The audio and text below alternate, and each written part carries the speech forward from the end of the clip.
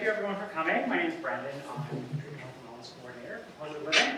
The presentation today is called Nutrition, Oral Health, and HIV. We'd like to acknowledge that we're here on the unceded Coast Salish territories, which includes the Musqueam, Squamish, and Tsleil-Waututh people. I'd like to ask everyone to turn off your cell phones, just as a courtesy to others. Today's presentation is also being broadcast live via webinar, so I'd like to welcome anyone who's joining us online. I don't think that's actually today. And I'd like to thank Bead Healthcare, Gilead Sciences, and Merck for their generous support for today's event. I have distributed our two-sided Positive Living BC evaluation form. So please just take a moment before you guys are finished here today, just to give us an evaluation of how the presentation was, and let me know if you have any notes or comments about how today went. Today's Lunch and Learn will be presented by the Term 2 UBC Dental Hygiene Positive Living team. They're also the UBC Dental Hygiene Program 2019 candidates. Sarah, Yasmin, Kayla, and Sarita and Shivalika. And Shivalika. So their medical supervisor is Joanna, and they're all from UBC. So welcome to all of you, and take it away. Thank you so much, Brandon. Okay, so thank you everyone for coming out. We will be talking about exactly what's in the title, so oral health, nutrition, and new antiretroviral therapy medications. Okay, so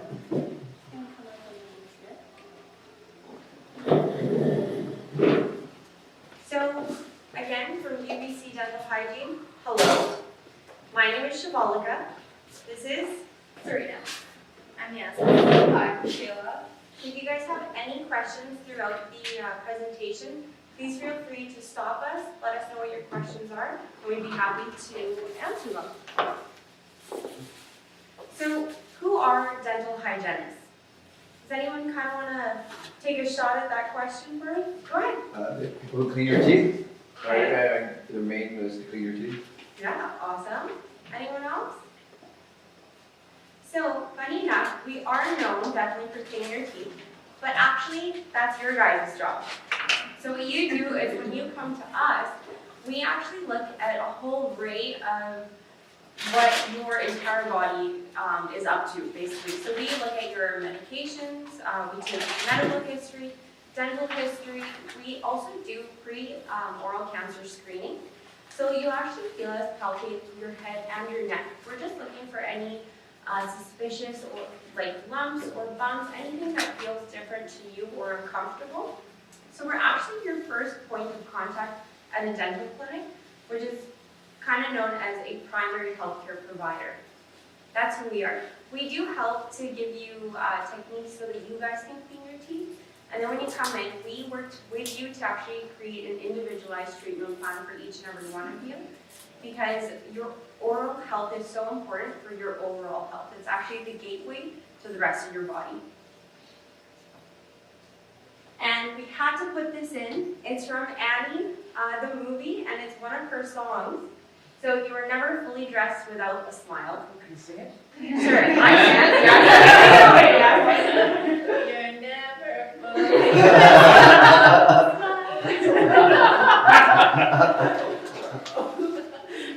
So, a few topics that we'll start with is how does disease happen in our mouth? So we will first go into the dental decay process, or how we get cavities, food examples that can actually increase our risk of getting cavities, as well as how we can manage and reduce those risks. So first, going into the cavity process or the dental decay process, is it starts with having a little bit of plaque bacteria on your teeth. So that's kind of when your teeth feel a little bit fuzzy, if maybe you forgot to brush or something like that. And then after you brush, you get the bacteria off. But while the plaque is on your teeth, it is susceptible to fermentable carbohydrates. So what fermentable carbohydrates are any foods that have like sugar content in it. And we're going to go a little bit more into what that means with Serena, but does anyone have any guesses, like anything that would have some sugar in it that may interact with the bacteria on your teeth? Pop, burgers, fries. All correct. Yeah. Hey, who's cheating?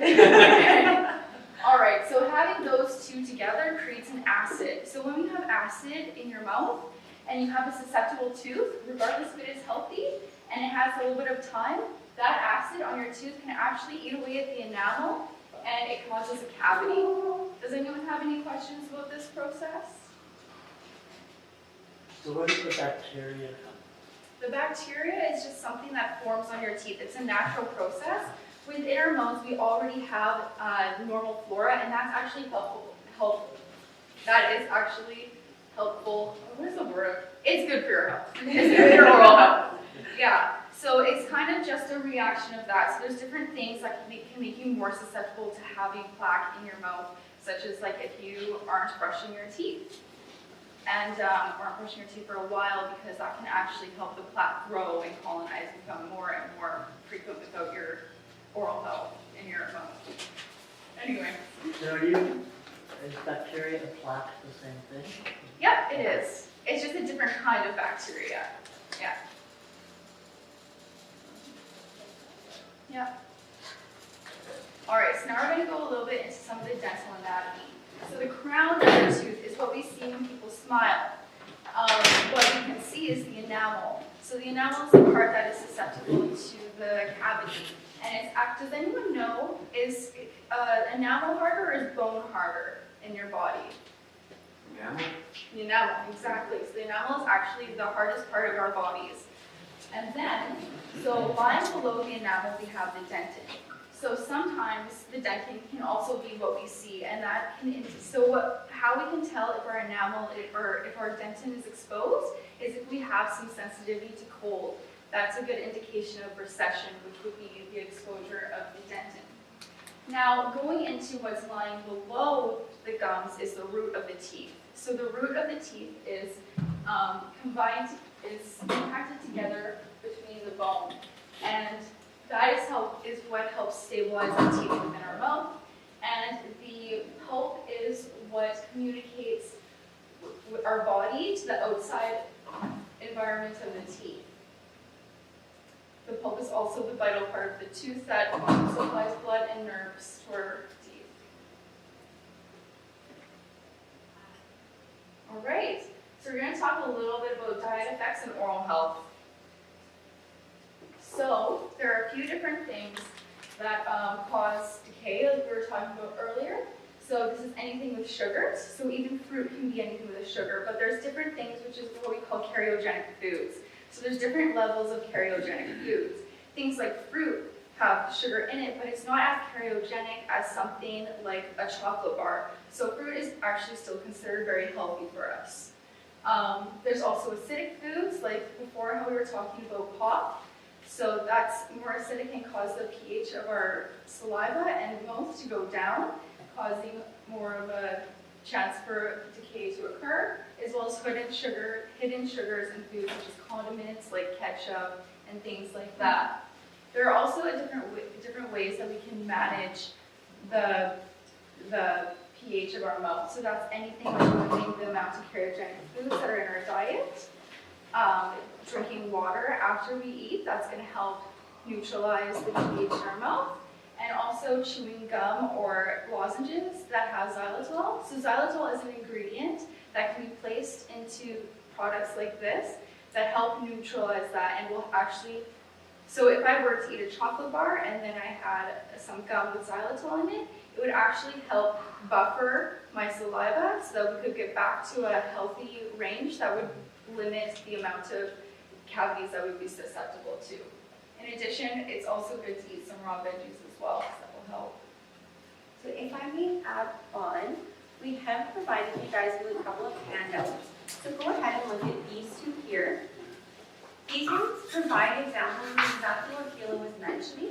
So if you look at the ones in red, you can see that those ones are more acidic. So if you have anything within that range, it will actually lower the pH of your saliva, making you more susceptible to cavities. And then they actually go through a whole bunch of different things. So for example, water is at 7. So that means it's neutral, so it can actually help bring up the pH, making it less acidic in your mouth as well. So that's just something, sorry, go ahead. You have soda up here pretty hot. Does that mean generically all pop beverages or soda water. So what's the difference between sparkling water and pops? So with sparkling water, from my understanding, it can have more natural sugars, or just in general, it would have less sugar than something like Coke. So even though it is still acidic, it may not be as acidic as something like Coke, 7-Up, something that has a higher content of sugar. It's still not, I would say it's still probably not the healthiest for your teeth compared to just natural drinking water. But it's definitely, like if you're craving something that has that carbonated, fuzzy kind of feeling, that's definitely a better alternative to any of the other pops that are available. I used to think I was addicted to Coca-Cola until I discovered that I was actually addicted to the bubbles. Yes, absolutely. I hate still water. I mean, Right. I drink it if I have to, but it's kind of really boring stuff. So I didn't drink water until I discovered carbonated water. So what about diet pop? I think diet pop isn't very much better for you. There's some hidden I ingredients don't want in to hear there. that. I'm so sorry. I'm so sorry. This is a safe place. Try bubbly water. Try bubbly water. Yeah. So even just a water that's sparkling, that's safe. It's just if there's anything like if it says it's naturally essenced, or like if it has if it says it's tastes like blackberries or something like that would have sugars in it, even though it doesn't explicitly say there is sugars in it. Because it's mostly the flavoring too that they add that has the sugar. So then, sorry, No, it's okay. if I'm drinking diet pop, there's no sugar in it specifically. So what's the challenge now? I think it's a different kind of sugar. Yeah, it's Yeah. artificial sugar. So that's worse. It's still considered like for your oral health. Yeah, it still provides basically the bacteria something to feed on, Right. and that's what kind of helps the entire process. And it would still be acidic. Why is apples higher content than apple juice? Apple juice have more concentration of the thing. It says here on a scale, it says apple juice 3.5, apples by themselves are 3.5 and higher. Maybe the skin? So I think what it is with apple juice, I think it does depend if it is from concentrate or not. But apples themselves, they can be a bit more acidic. That doesn't mean don't eat them. They're still good for you. But as we mentioned, you can rinse your mouth out with water after.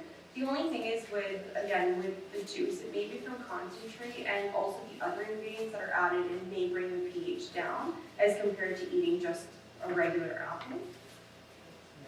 There's also different kinds of sugar. So the types of sugar that's found in fruits is called fructose. And then the sugar that you buy from the drugstore, like white sugar, brown sugar, it's either processed or unprocessed, and the sugar in that is called sucrose. So sucrose actually has a higher sugar content in it, and it can cause the acidity to go up slightly more. The thing with fruits is they also have fiber. Fiber can be really good in kind of dissipating that sugar, making sure that there's other qualities in the food that you're eating that isn't mainly sugar, as you would find in sugar cubes or chocolate. And as we said, it's all about kind of adopting some management strategies to rebalance the scale, because it's unrealistic to tell someone, oh, you should take out sugar completely from your diet, because sugar is found almost everywhere. And I don't intend to anyway. You're like, I'm out, I'm done. And it's found in all kinds of food, like even bread. Yeah, I know. You'd be surprised that there's actually quite a high content of sugar in white bread. So it's all about kind of rebalancing the scale, doing what you can by adding more, less acidic foods in your diet, drinking more water, and ensuring that your oral hygiene is up to par. There are all these strategies that we'll later mention in our presentation. And we were also just reminded by the lovely woman in the audience that when you chew on something as well, it actually has a longer, it's staying in your mouth longer. So that also affects the acidity, whereas says less, right? So, It's also, sorry to interrupt, it's also complex sugars. So complex sugars are things like bread or rice or milk or fruit. But if it's already broken down sugar, like regular white sugar, that's when it's more, yeah. So liquor, I noticed you have beer and wine on here, opposite sides, which is kind of weird, but, where does liquor fall in all of this, like vodka, rye? I feel like it would depend again on the sugar content, if I'm not mistaken. So I think that way it would be difficult to really put them in just as liquor because there's so many different kinds and there's so many different sugar contents with each. And I think the acidity too, because it is fermented. So risk of alcohol is erosion on the teeth, which is when the vitamins and minerals are essentially being sucked away from the tooth structure and you're left with a weaker integrity of tooth, whether that be enamel or dentin, should the enamel like wear off and then you'd be at risk for decay because dentin is not as strong as enamel.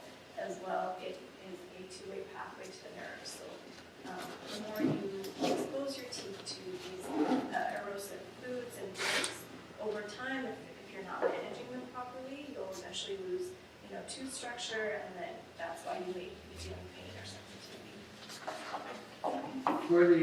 For the purposes of this discussion, we're talking about sugars as it affects the oral environment externally, as opposed to being consumed and being processed and metabolized and then coming back up through the blood. So is there any relationship to the sugar levels in food after the fact of Yeah. swallowing? So we'll talk about this a bit later in our presentation, but a lot of side effects of medications affect the saliva production and quality, as well as erosion that may result from nausea or vomiting if that is a side effect of medications. So we do tie it to pharmaceutical things and whole body. Certain foods can have like the same effect as well. Especially we see it more frequent with individuals who have diabetes. So obviously for them sugar is a bit risky to say. So sorry, that wasn't the best way to say it, but basically when it comes into their bloodstream, we actually have what's called gingival conductive fluid within our gums. And that sits in an area where it is also close by or Go back to the tooth picture. yeah, in a similar vicinity to where you can actually have like the blood vessels. So it's basically around like in this area here, and it goes all the way around. And so with that blood, when it has sugar in it, it can be disposed into that fluid.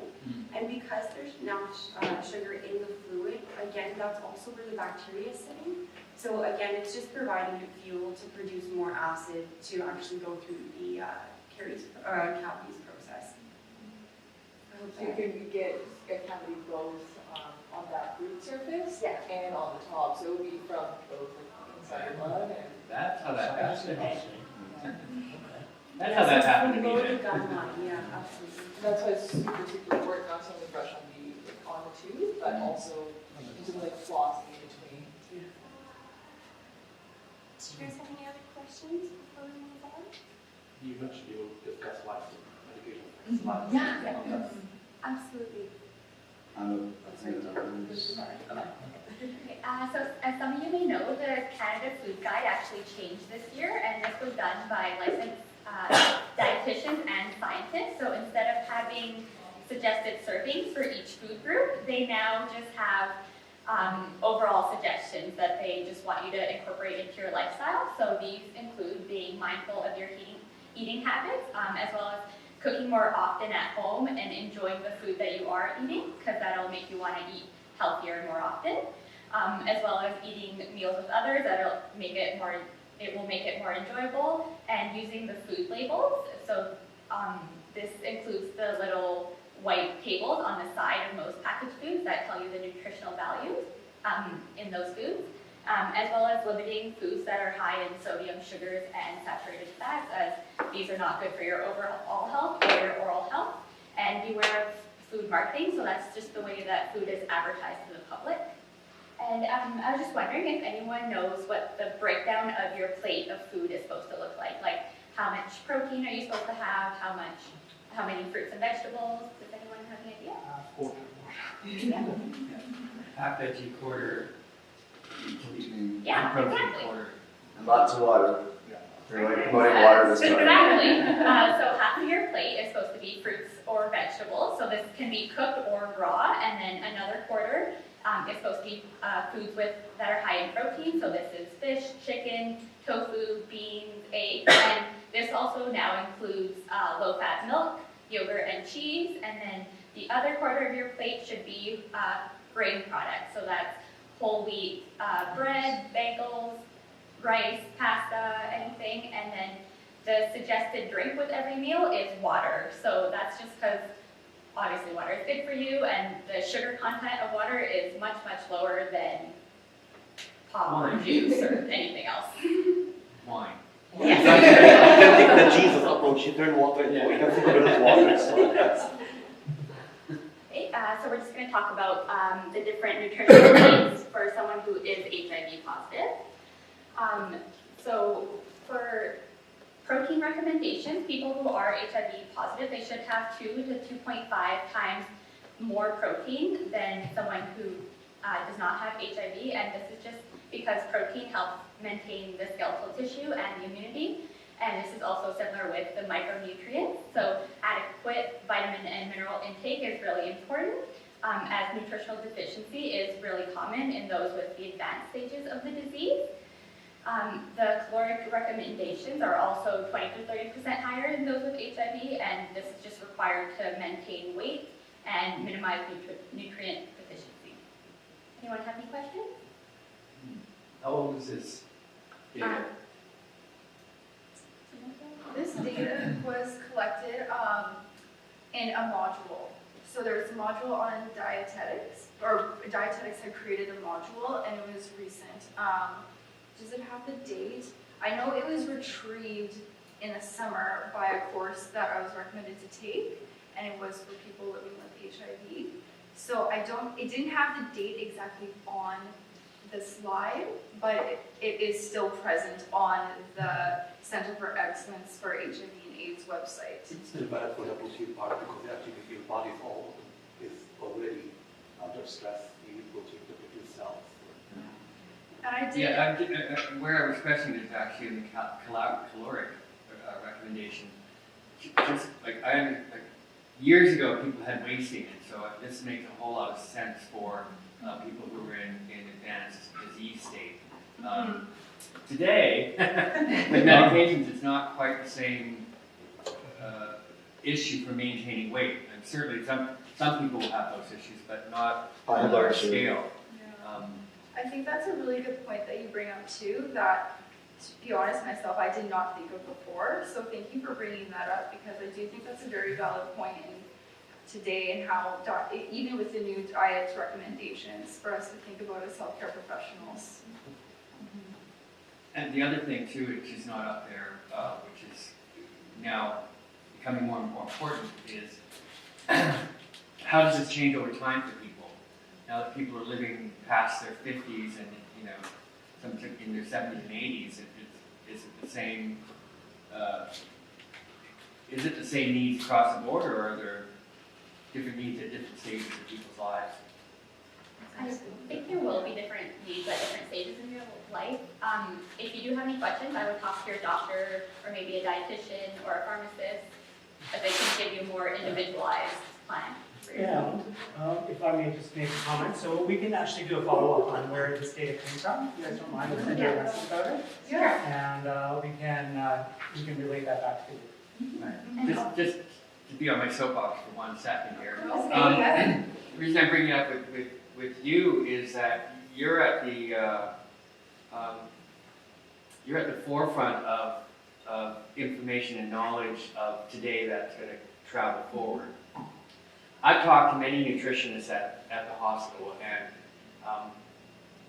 they don't tell me they've never told me anything different than I didn't already know from the book. So it was no help for I was looking for weight control issues, not oral health. So I'm not trying to make that comparison that you should know all of that.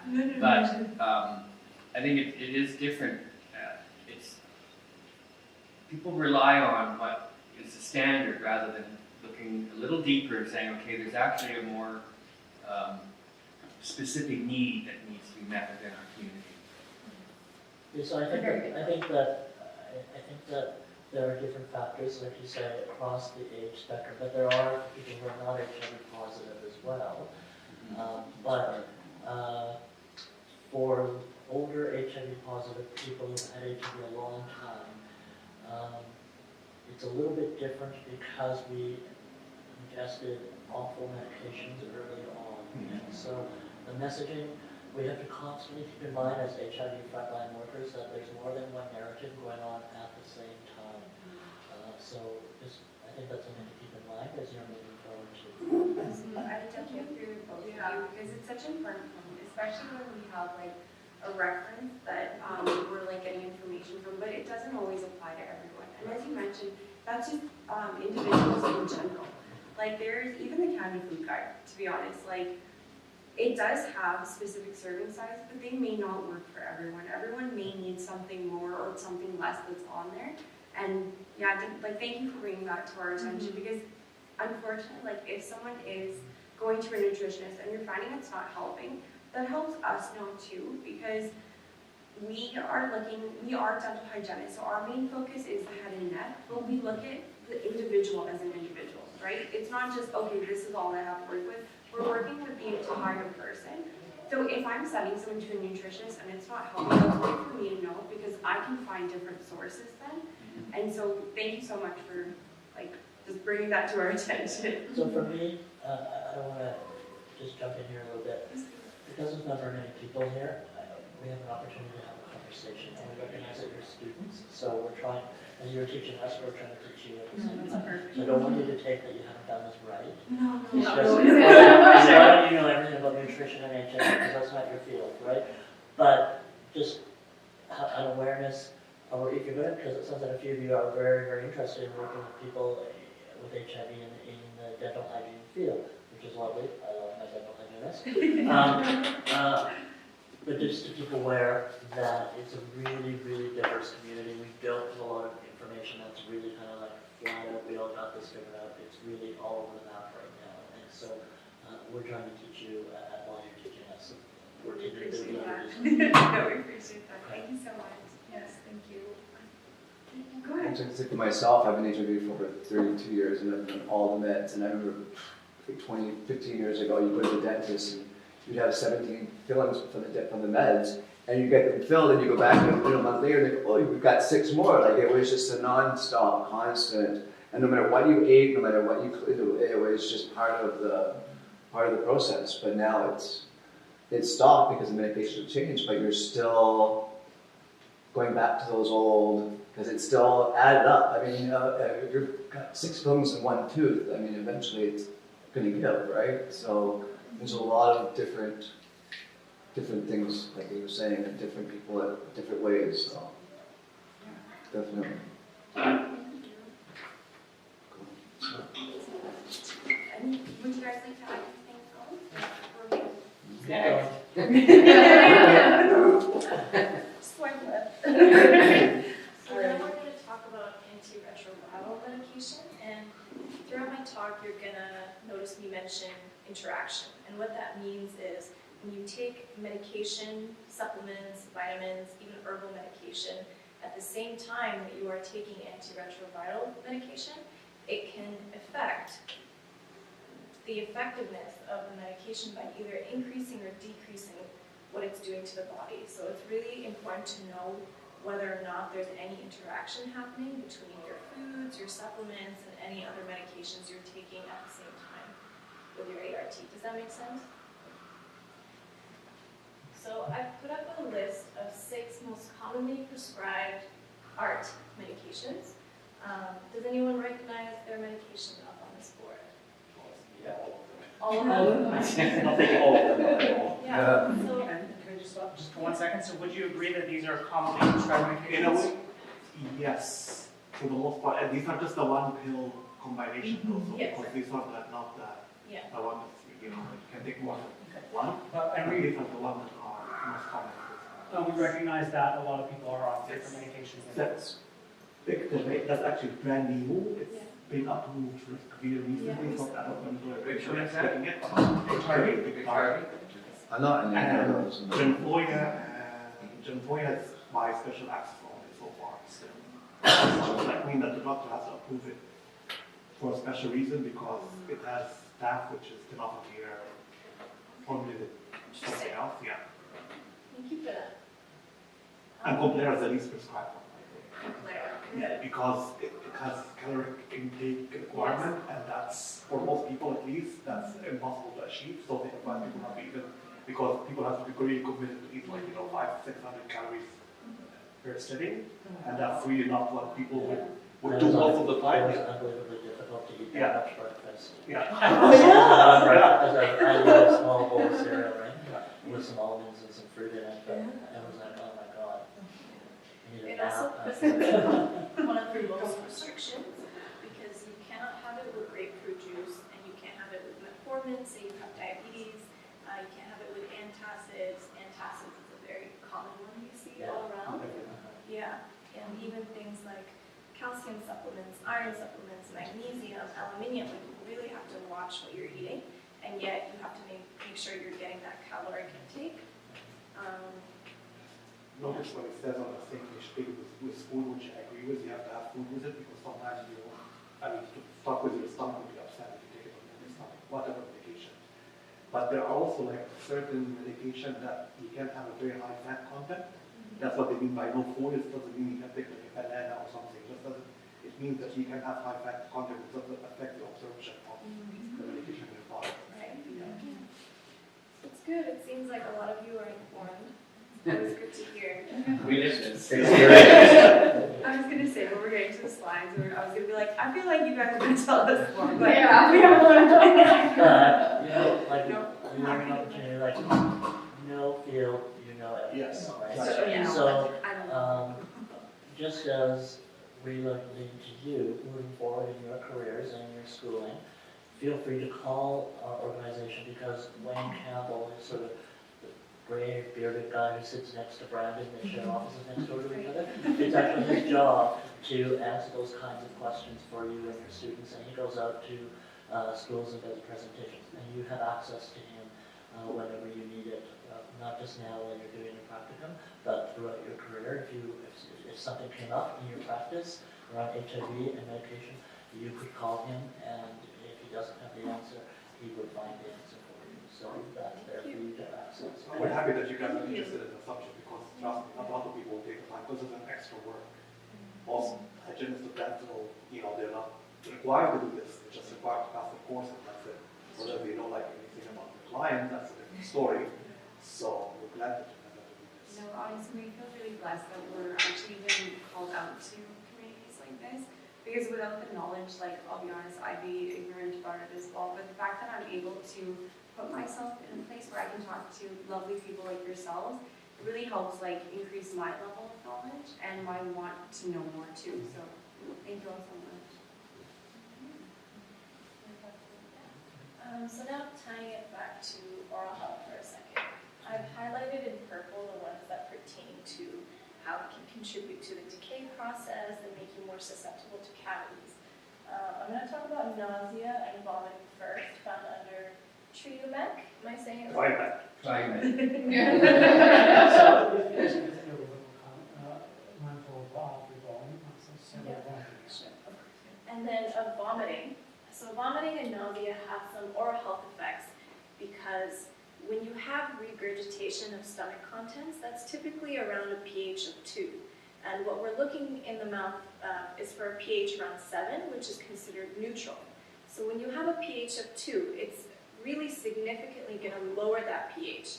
The low point, known as the critical pH, where your teeth and your oral cavity is very susceptible to cavities, as well as erosion. So erosion, as I said, is when you have the pulling out of minerals, organic substances that that essentially weaken the tooth structure, and then over time as well make you more susceptible to fractures like breakages, cavities, also known as caries. Yeah.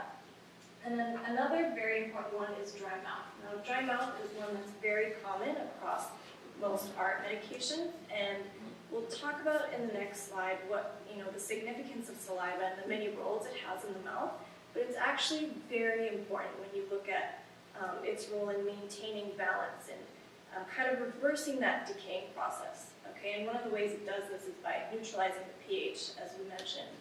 It has antibacterial properties and so forth. So really ensuring that you're having a conversation with your pharmacist and your doctor, and you're letting him know the kind of side effects you're having, especially those mentioned that relate to oral health implications. I think it's very important.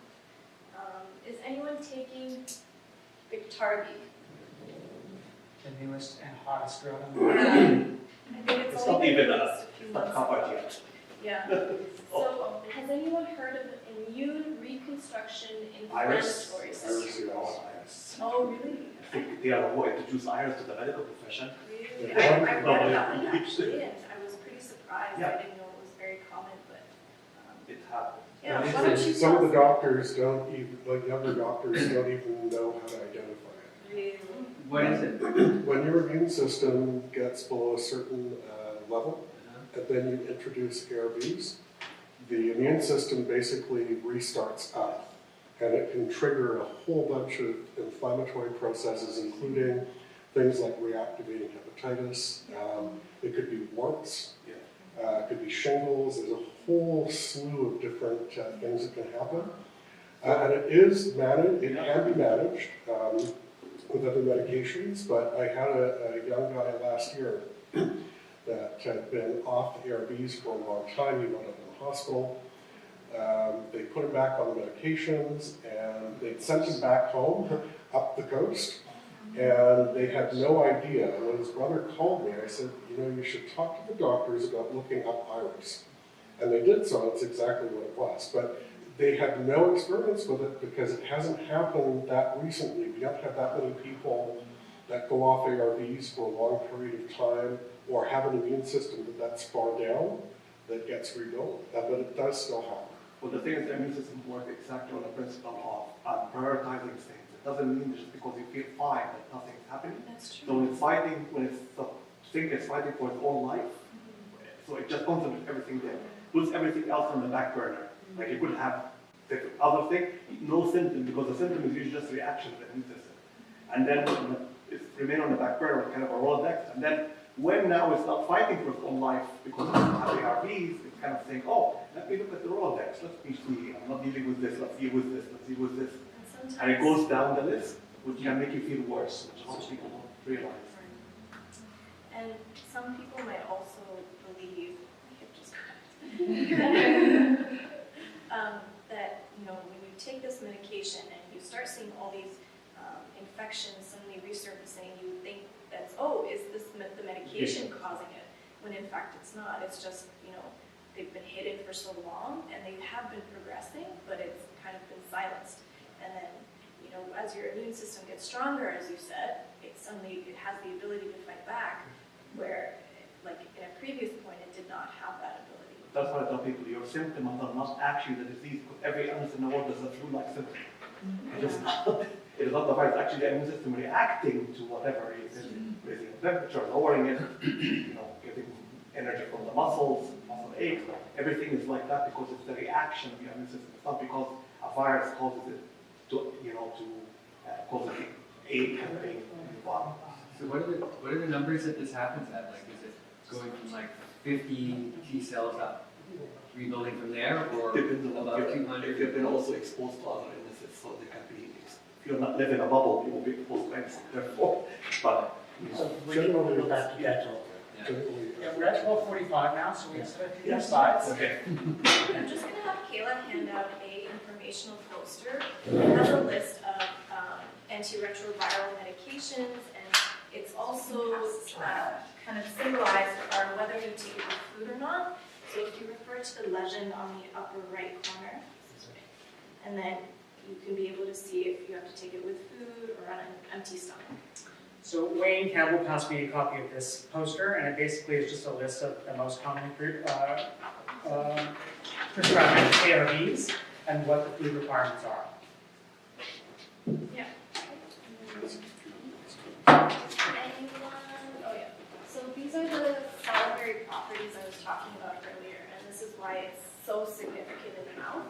It makes the mouth less acidic, so it increases the pH. It breaks down sugar. It also strengthens enamel because you may not know this, but there's actually quite a lot of vitamins and minerals in saliva, and it kind of cleanses the mouth, and it also coats the teeth, and it helps to re-strengthen the enamel, as well as it heals wounds. So if you have an ulcer, if you have some kind of lesion in the mouth, it can help in that healing process by supplying it with essential nutrients and non-essential nutrients.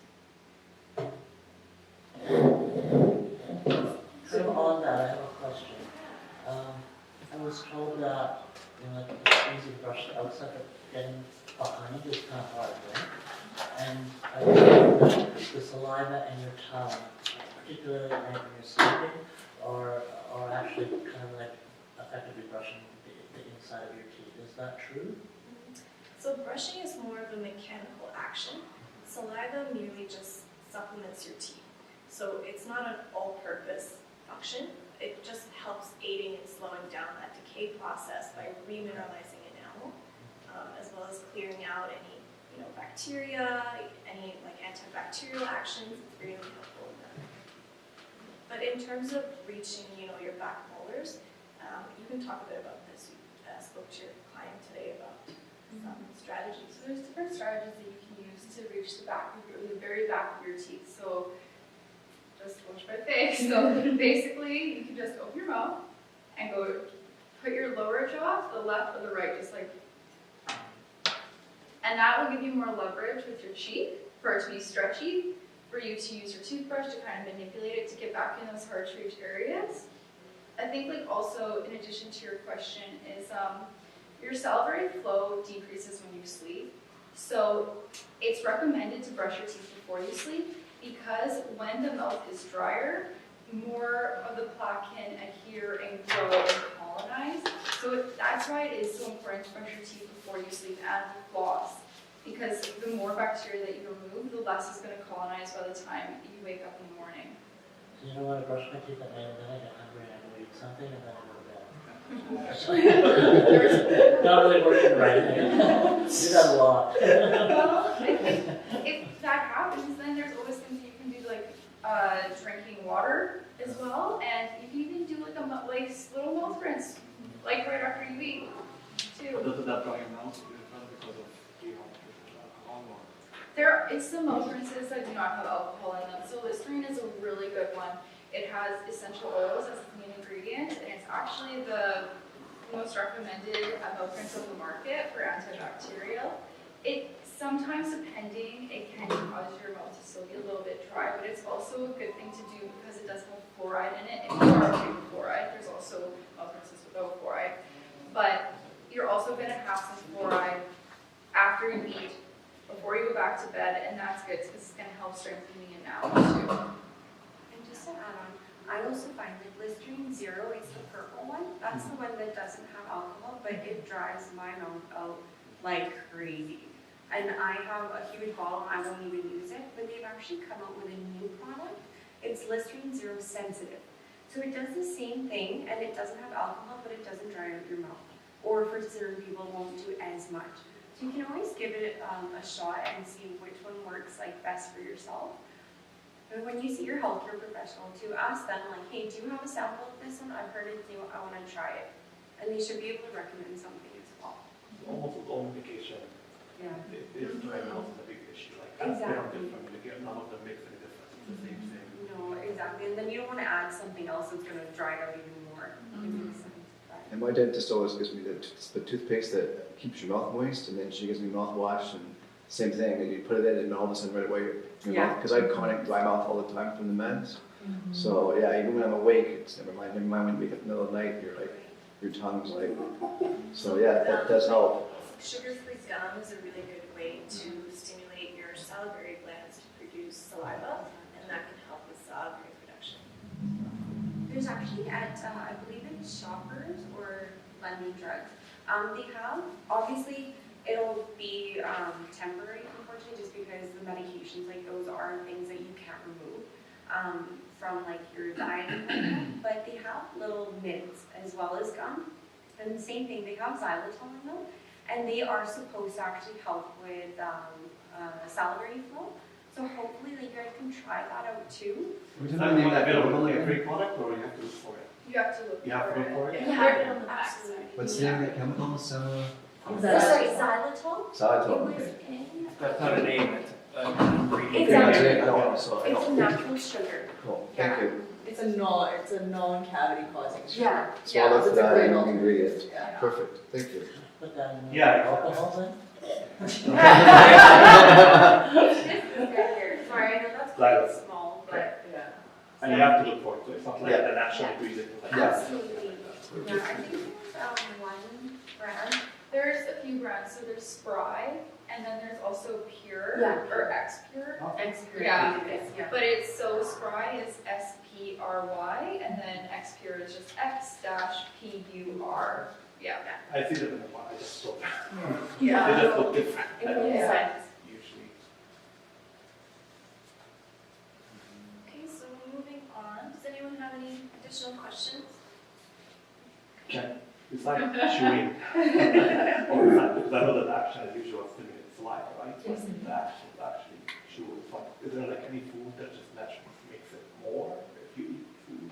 Water? Food, water. Water is really good. Yeah. Yeah. Water will help. That's why they say like if you have dry mouth, like constantly drink water. But I know with certain, like my mom has diabetes, so she has dry mouth all the time, and she's constantly like she has a water bottle with her, but it doesn't do much for her. It's just that temporary feeling, right, of having some moisture in your mouth. But I don't know if there's other foods that. I'm I not don't really aware think so, of, to be honest. yeah. Not from our knowledge, anyways. What I did hear that I don't know if it relates back to oral health, but when you chew vegetables and they're broken down into their molecular structures, there's something in there's another molecule in saliva that reacts to those molecules and turns them into the byproduct is it turns it into an enzyme or something that is absolutely essential to our health, but is only produced by chewing food. So it can't be manufactured any other way than mixing saliva with food as you break it down, and that creates this other thing that is essential to our health. Dr. Ross. That's a science guy. Now, things like celery, anything that's really chewy that doesn't stick to teeth is going to be much, much better for you to eat and to produce saliva. So celery is like one of those big, big things, and you lose calories from it. It's just no nutritional value, I know. Yeah, it's negative calories.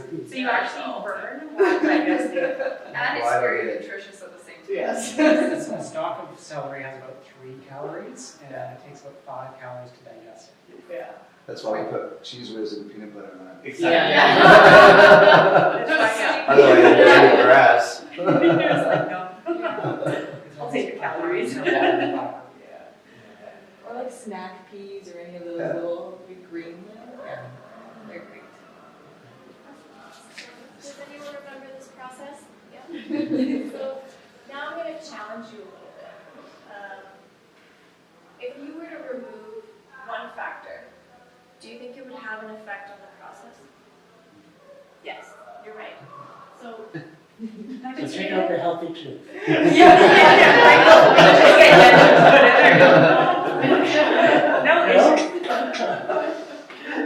Good answer. in terms of removing bacteria, or at least lessening its influence on this kind of step-by-step process, is ensuring that your oral hygiene, is regular. If there's, proper technique, and what we mean by that is going in systematic order. And sometimes people forget that there's actually 4 or 5 sides to a tooth. There's the front side, there's the biting surface, there's the back side, and then there's in between your teeth. And a lot of times when you're brushing, you're only hitting about maybe 30% of that mouth. But there's a lot of other, nooks and crannies in the mouth that the bacteria can harbor and colonize and grow over time, especially if it's not being removed either through mechanical means, chemical means, and such. And then for diet, that's another factor that you can help modify, and it can also lessen or slow down the decaying process over time. So ensuring that you're, rinsing your mouth with water after eating, or being mindful of how much sugar am I putting in my body today. Am I adding sugar to my coffee and tea and drinking it over like 5 hours? Because in all those 5 hours, you're actually exposing your teeth to acid, and just being mindful of that can really have a significant difference. And yeah, so healthy tooth and then acid over time can, make you more susceptible to cavities. Any And questions? so we're going to let you guys know for the next slide how to avoid this from happening. Too late. Too late. Well, happening further. What do you guys know about fluoridated toothpastes and mouthwashes? Fluoride's poison. It's not Fluoride is poison. So that is a common misconception, especially when, a lot of communities speak out regarding the amount of fluoride in water supplies. They can say like, oh, if my kid is drinking from this water supply and there's X amount of fluoride in it, can it affect their teeth and body? And that's where the debate comes It would in. affect them in a good way because it removes without fluoridation, but actually people have major food tooth decay in the mouth. Yes, that's Same true. thing with vaccine. It's not anyway. Science is science. Obviously, Conspiracy theories are conspiracy theories. and that just brings me back to the idea of like excess of anything doesn't necessarily make it better for you. Bigger is not always better.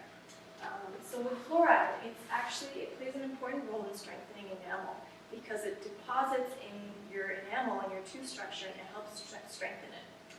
And it actually also combines with the organic crystals that are in your enamel and it helps strengthen that a lot more than, it's actually called hydroxyapatite. So it will react with this and form a stronger structure and make your teeth a lot more, defensible against the acid production that's happening throughout your day. Fluoride can be found in toothpastes, mouthwashes, and does anyone know what I mean by pea-sized amount of toothpaste? Yes. Small amount of toothpaste. Yes. So That's all you like need. a green pea? Yep. That's the size that you should be aiming for when you're applying toothpaste on your toothbrush. Not kind of like the advertisements, when That's they what we squeeze do. half the tooth. Yeah, exactly. It's just a wastage because your body only needs an X amount of fluoride to strengthen the teeth. More is not better, as I said earlier. And also do not rinse afterwards because you really want to keep that fluoride coated around your teeth and ensure that it is being deposited into your tooth structure. That's interesting, I didn't know. That's Yeah. specifically about fluoride though, right? Yes. So if you're not using a fluoridated toothpaste, Then rinse your mouth. what about washout? Does it matter? So you I'm just actually, because I've always, I brush the teeth and then rinse with water and spit it out and get the excess of yeah, fluoride. so that's called a washout effect. That's Yeah. when you're removing the ingredient that would otherwise have strengthened your enamel.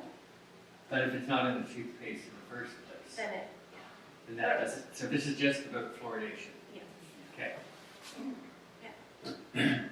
What dentist told me to do was to brush my teeth and then use a rinse with fluoride in that can it. also. So I tend to do that, Yeah. and then I don't rinse after that, of course. Yeah. So you could also do that. A lot of people don't like a lot of the foam that's stuck to their teeth that happens after you brush, especially if you're not used to it. So if you're implementing a new habit, it's always good to like be kind to yourself. Make sure that you can't turn things over in one night, and using a fluoridated mouthwash would be helpful. And we just recommend after any fluoride product, then you don't rinse or eat anything for 30 minutes. Because that's basically the amount of time that your mouth would actually need to utilize the fluoride to rebuild the enamel. So why would they advertise like you have to have the tooth in there and That's just. Exactly what it is. And it looks You pretty. want to use it faster, so you'll buy Yeah. sooner. It's the same with laundry detergent, the recommended size, so you only need a quarter of it. Time. Thanks for that, Ryan. Thank you.